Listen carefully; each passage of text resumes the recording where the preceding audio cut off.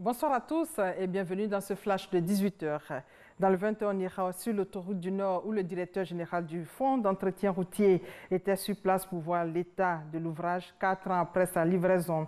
Il s'agissait aussi de voir le système de péage installé sur les postes sur l'axe Abidjan-Yamsokro. Diaby Lanciné était accompagné de ses partenaires. Le directeur général du FER a annoncé que les postes à péage d'Atenguié et de Saint-Grobo rapportent la somme de 10 milliards de francs CFA chaque année dans le budget du FER. À 20h, le reportage complet de Francis Boifo. La Côte d'Ivoire abrite depuis le 5 novembre 2018 la 9e conférence régionale de l'International de l'éducation à Grand Bassam. Cette rencontre régionale est un cadre de réflexion pour l'ensemble des acteurs du monde éducatif et syndical. La ministre de l'Éducation nationale, Kandia Kamara, a invité les acteurs du monde éducatif à approfondir les discussions pour un meilleur secteur éducatif en Afrique. Nous y reviendrons aussi largement à 20h. On s'intéresse à la deuxième édition de la journée mondiale Une seule santé. Elle a réuni plusieurs acteurs du domaine de la santé publique. Cette édition a porté sur le thème « Défi de la mise en œuvre de l'approche Une seule santé en Côte d'Ivoire ».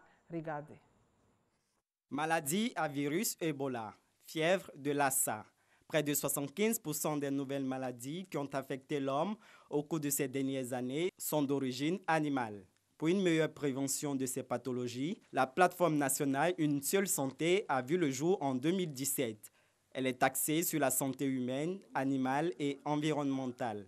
3 axes dont les actions seront désormais optimisées au sein de la plateforme. Cette approche a l'avantage de prévenir de façon efficiente les maladies, de sauver des vies et aussi de réaliser des économies évaluées à près de 200 millions de francs CFA. Une seule santé est une approche holistique, une approche interdisciplinaire qui permet donc de faire de la collaboration entre les différents acteurs de la santé, santé animale, santé humaine et santé de l'environnement, pour pouvoir résoudre des problèmes complexes, des problèmes très complexes, notamment des problèmes tels que l'émergence de maladies comme la grippe aviaire, la maladie Ebola, le virus à Ebola, et donc toutes ces pandémies qui causent des problèmes de sécurité sanitaire dans le monde. La collaboration elle doit être durable, être à long terme.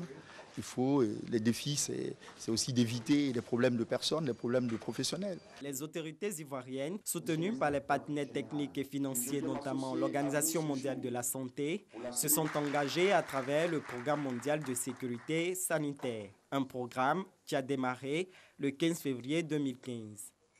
Et au Rwanda, le procès de la militante Diane Rwigara et de sa mère a eu lieu ce mercredi devant un tribunal de Kigali.